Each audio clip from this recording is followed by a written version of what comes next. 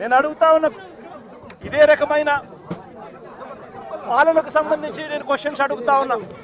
చంద్రబాబు నాయుడు గారిని అడుగుతా ఉన్నా, పోలీసులను అడుగుతా ఉన్నా. అయ్యా మీరు చేసేది న్యాయంగా ఉందా, మీరు చేసేది ధర్మంగా ఉందా అని చెప్పి నేను అడుగుతా ఉన్నా.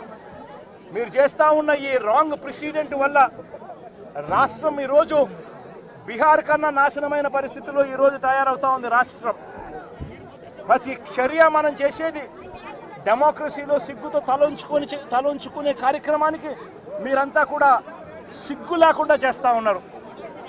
ఇదే లింగం నేను అడుగుతా ఉన్న ఇదే రకమైన పాలనకు సంబంధించి నేను క్వశ్చన్స్ అడుగుతా ఉన్నా.